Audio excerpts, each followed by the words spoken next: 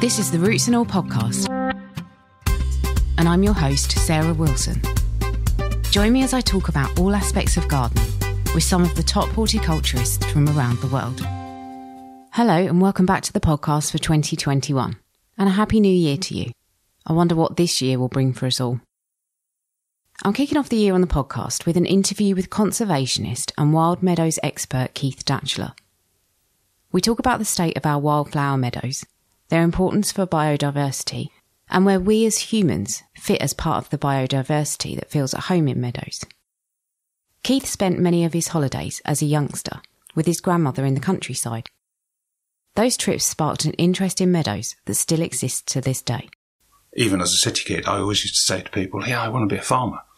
And it was an experience in my youth, lying in a fantastic hay meadow that was going to come back and haunt me later when I started my commercial farming life, because as a commercial farmer, a young commercial farmer, dead keen to produce, and that was life, produce at all costs. And then we took back in on the estate that I was managing, a very small farm that had been incredibly neglected, so much so we didn't really know what the heck to do with it. And it was a February, so we shut it up for hay, came back in the June. And it was a sea of wildflowers. And it's one of those moments where the hairs on your arms move. You don't really know why. I knew nothing about wildflower meadows. But it was clear that this was somehow touching me. And it was a very special environment. So it had to be protected. And this is long before stewardship and all the schemes which now protect land. So we set out to do just that and protect it.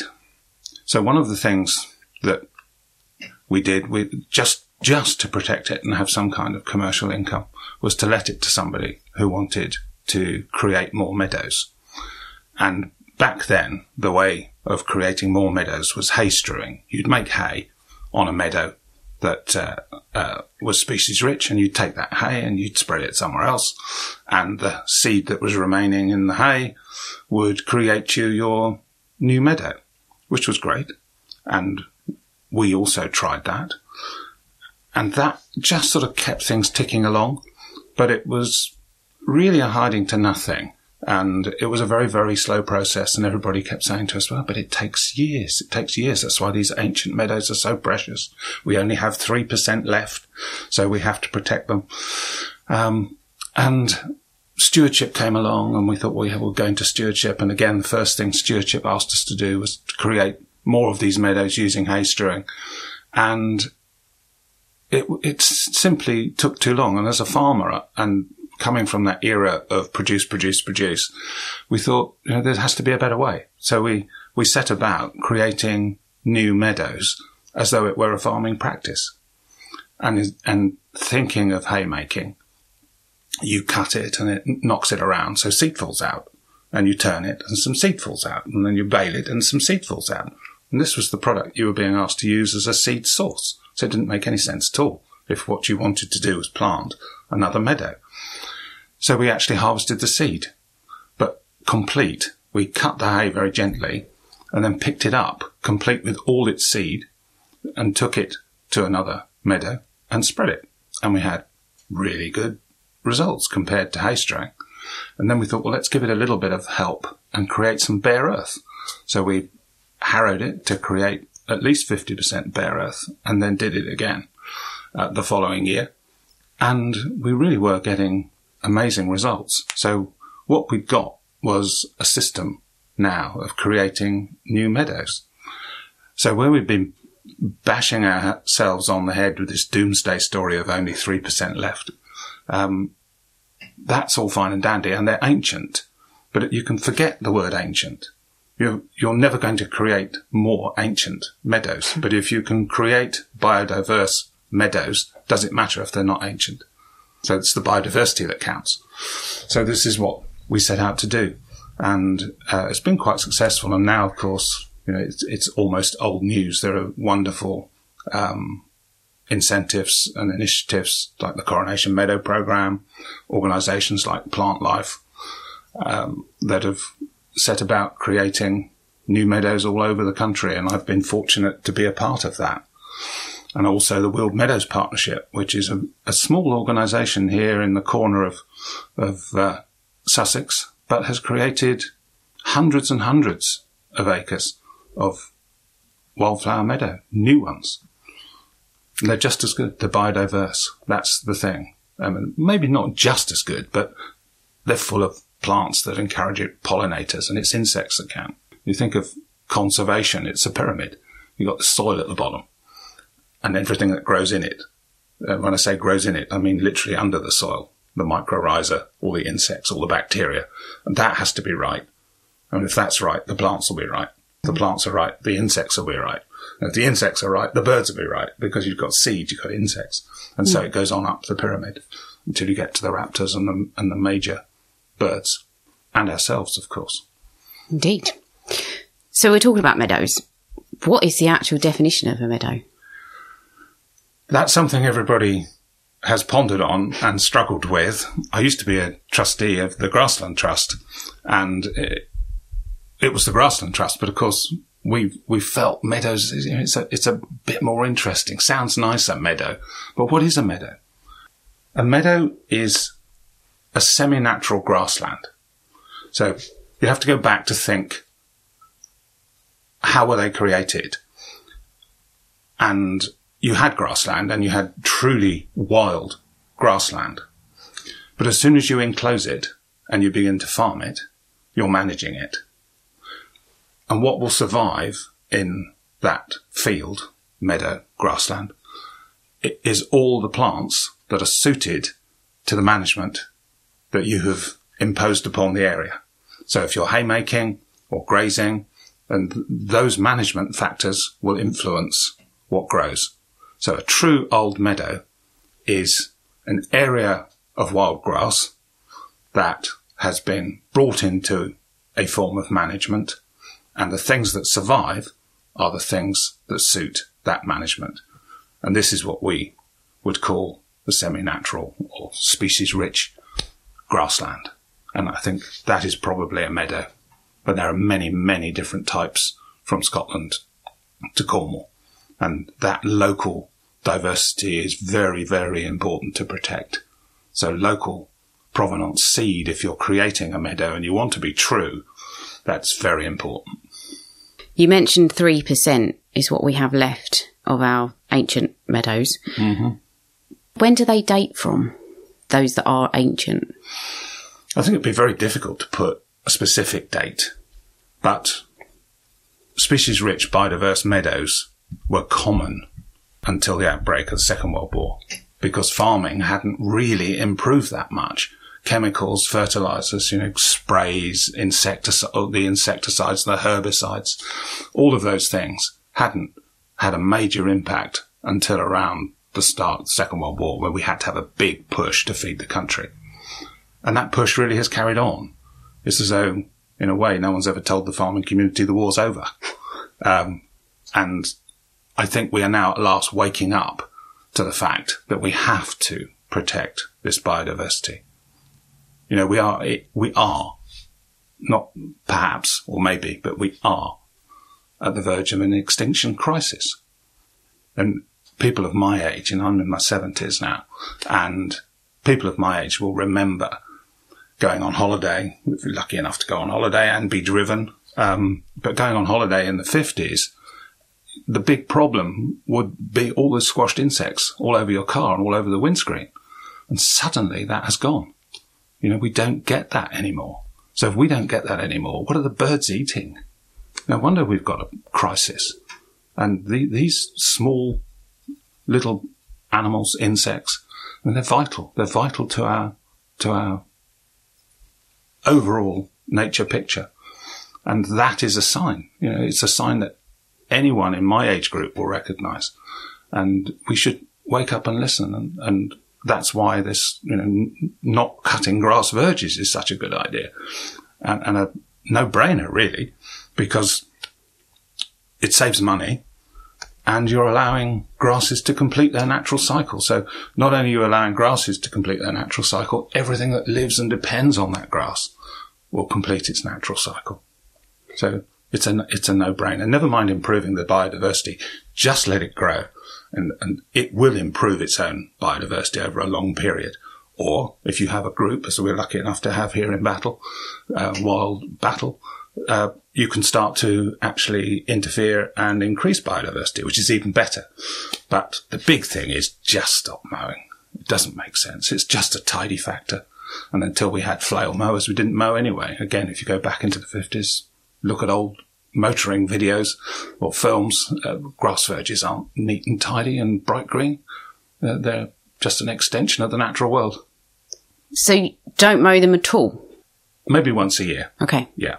But again, it's a management, and, we don't live in Wild Britain, although it would be quite a nice idea. We don't live in Wild Britain, and we're never going to, but we need to be sympathetic and we need to get close to it.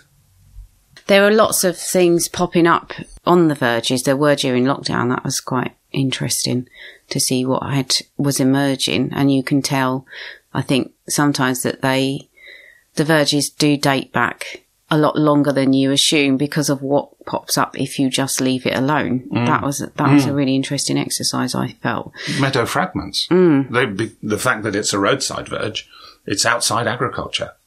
So it hasn't suffered some of the vagaries that grassland would have suffered if it had been asked to produce huge amounts of grass for huge amounts of milk to feed our ever-increasing population, which still has to be done. You've got to be a realist, and we've still got to feed ourselves. But we can do that, and we can be sympathetic on areas like that. And we need to keep everything connected. The fact there's only 3% left, it's fragmented by design. So how can things move from one area to another? And with any form of animal, if you isolate the gene pool, you will get colony collapse. So we need to connect everything together. Roads, by design, are linear.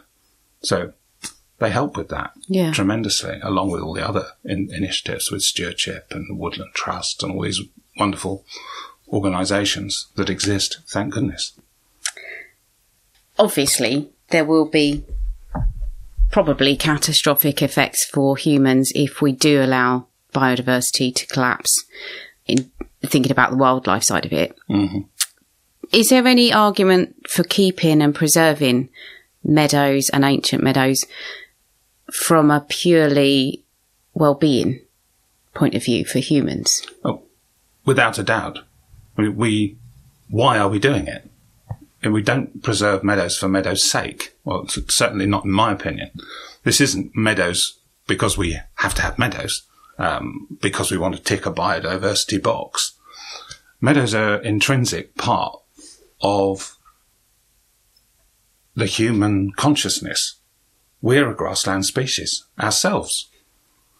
And that sounds a weird thing to say, but we came down out of the trees, stood up and walked to exploit the African savanna grasslands.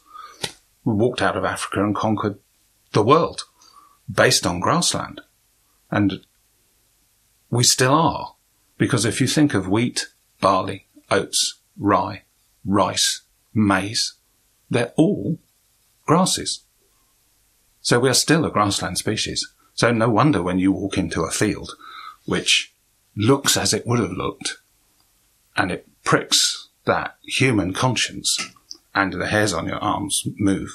I think it's a latent memory, which is possibly even in our DNA, that this is a sign of well-being. Just a sign that everything's okay.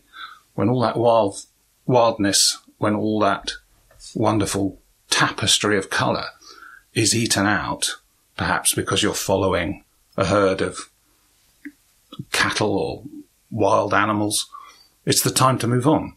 And when you find the next valley or hillside that looks amazing, it's the time to stop. It's always that indication that everything's all right. This is well-being. It actually almost defines well-being. And flowers and that diversity, I think, trigger our brains. They're so important to us and have been throughout the centuries. It's a key thing at a wedding. And we take them to the dead. It's what you do if somebody dies. It's the ultimate offering of love and care. So flowers and the floristic content of nature, I think, touch our human consciousness far more than we can imagine. And we're not a created species. If you think of your dog, it was a wolf 30,000 years ago. It's been bred and inbred and rebred, and it's now a Chihuahua or a Pekingese or a Great Dane. But it'll still turn a circle on the living room carpet to crush the reeds before it sleeps at night. Is that what they're doing? I didn't realise that. Yeah, they turn the circle. Yeah. They're creating their bed in the reeds. Wow. We're like that. All of those things exist in us. Fight or flight is the one that everybody knows. Your hands go wrinkly if they get wet for too long because it increases the surface area and you have more grip. How many times have people bringing up children when the child is teething and crying for its mother, and your parents are saying, "Oh, don't go up to it, don't go up to it, must let it go to sleep." But someone's got to go, so a parent will go up and the child will stop before you get to the door. It's crying for its mother. It recognises its mother's footsteps, and that would have been a survival tactic. You would have had to keep quiet if somebody you didn't recognise came towards you. So we're full of these things, and that is why we are still an animal. We're still a species, and we have to do these things for ourselves. It's not meadows for meadows' sake. It's meadows for our sake. It's nature for our sake. If you took all the humans off the planet, the planet would recover pretty damn quick in geological terms. I watched the squirrels burying acorns on our lawn. So if we all disappeared, you came back in 200 years' time, that's an oak forest. We only think of life within our own sphere, our own 70 allotted years or whatever.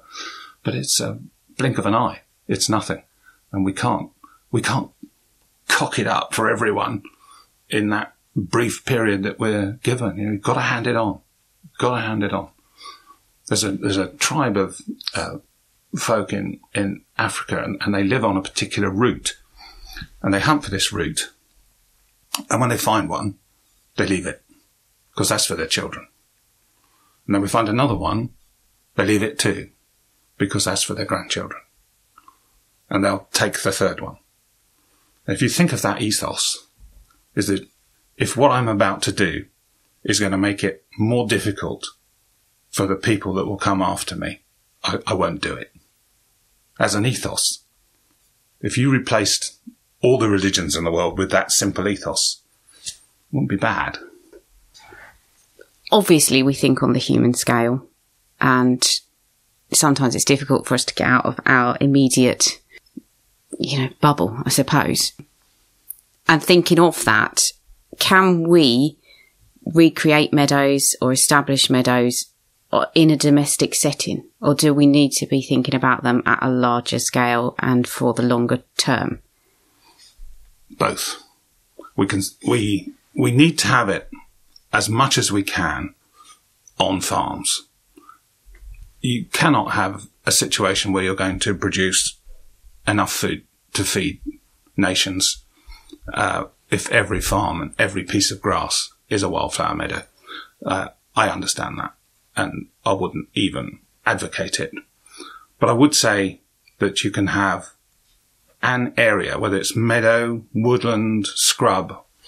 Every farm's got a corner that doesn't do so well, that could have such an area. And if you can think collectively, so those areas can join up, it's got to be a good thing. And on a domestic scale, I think exactly the same applies. Here in Battle, we have this Wild Battle group, which is brilliant, and it's concentrating on roadside verges. They are connective by design. But there are gaps, and there are many, many more households with gardens.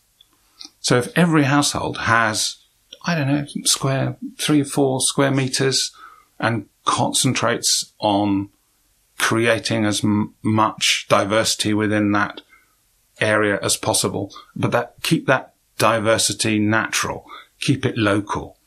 Don't plant a buddleia. Yes, you'll get lovely butterflies on it, but it's not actually doing huge amounts of good. You want things that attract pollinators. Pollinators are life. If we don't have pollinators, you don't have life. I forget who it was, but somebody said that if all the bees disappeared, the humans will be gone 18 months later.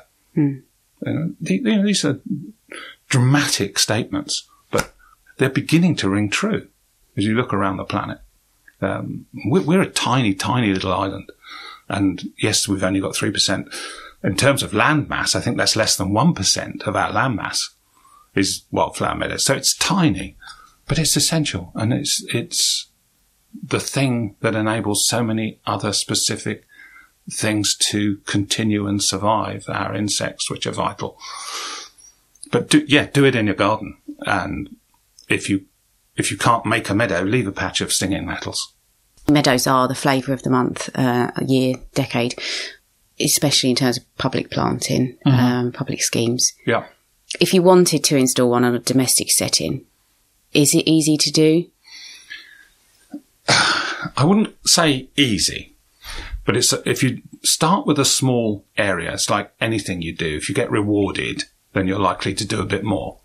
So start with a small area and just experiment. Get a small amount of seed, create your bare soil, choose the worst part of your garden, the bit which has low fertility. Low fertility is very important for getting these things to establish, because grass will outcompete nearly everything.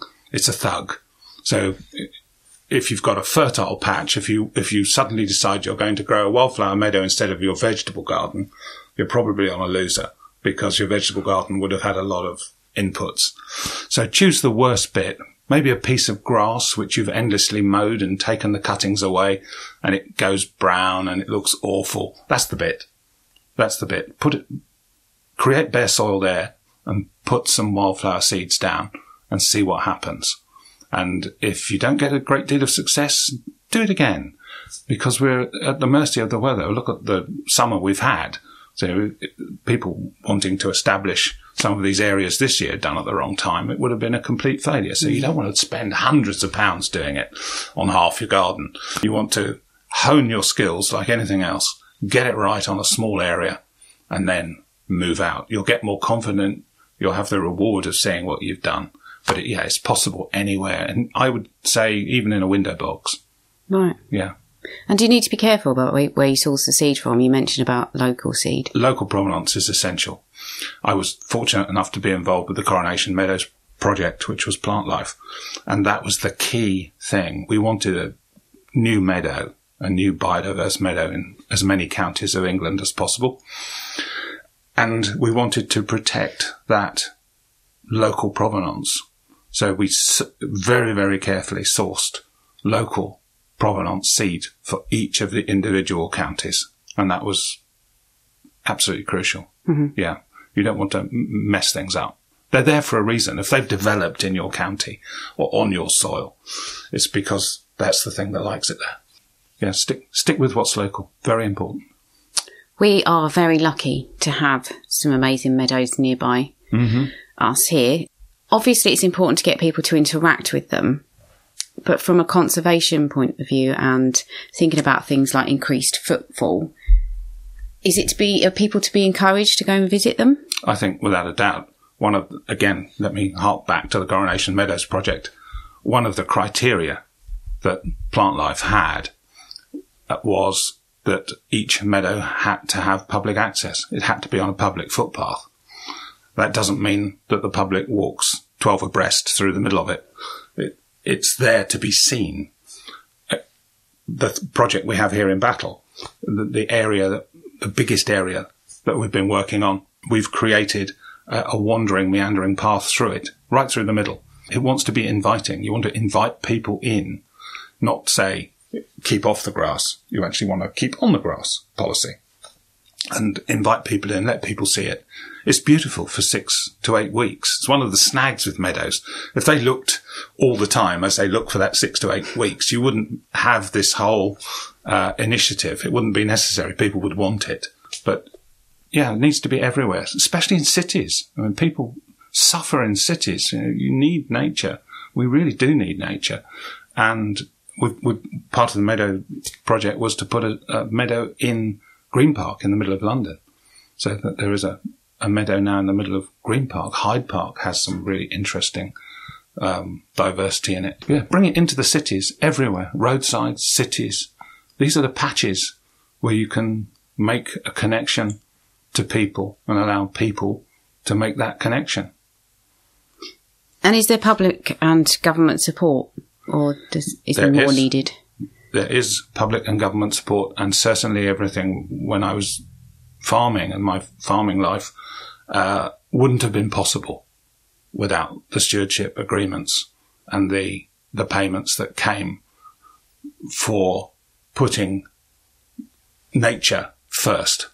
So if you put nature first, you may have to obviously put the productivity second, and you have to be compensated for that. It's a business. Nobody would expect a factory to make cars and pay a financial penalty for any form of natural connection.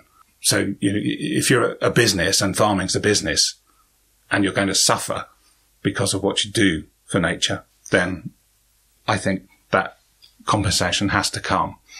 And if there were more people would do it. It's as simple as that. But again, obviously economics apply. You can't just pour money endlessly into anything. So there is a balance to be had. And I do worry that coming out of Europe, that balance may tip away from nature. Thank you very much to Keith for taking part in the interview. I suspect this is not the last time I'll talk about meadows on the podcast, particularly in a domestic setting.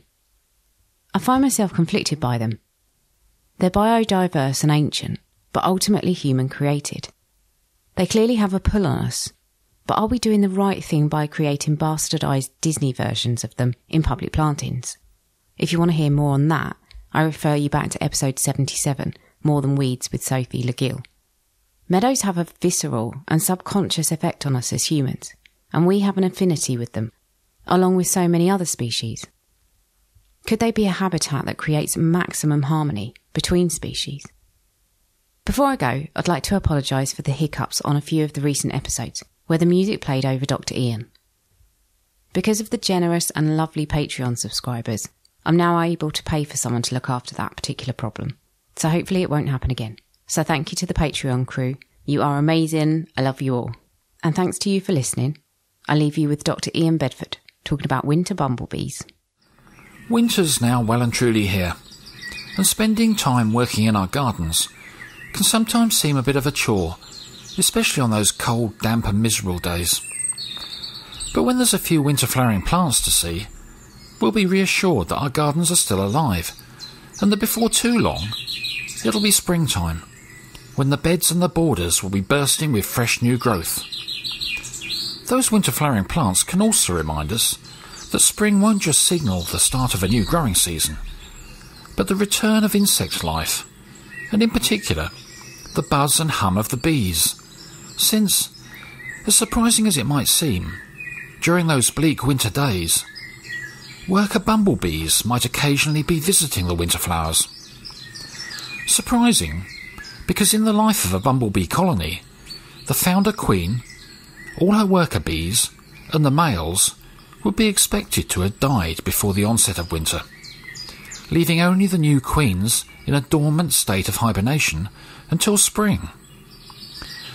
However, one of our most common bumblebee species, the buff-tailed, is a little different from the rest, in that it nests underground, maybe in a deserted mouse hole, or within a compost heap, where the bees are insulated from the cold, and where the colony can generate enough heat to remain active and survive during winter, enabling the worker bees to go out and search for pollen and nectar even during the coldest days when snow lay on the ground.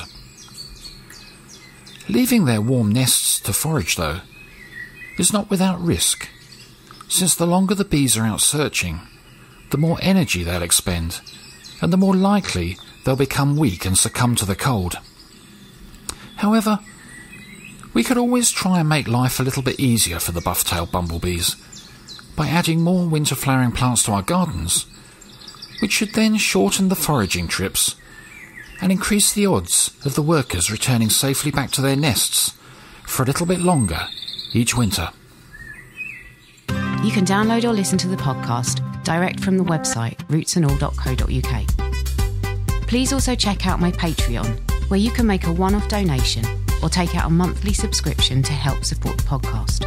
Because if you enjoy the show, please help it continue. I also have a GoFundMe where you can make a one-off donation. Even a one-off donation of £1 helps, and I'll be really grateful for your support. So please go to Patreon or GoFundMe and search for Roots and All Podcast.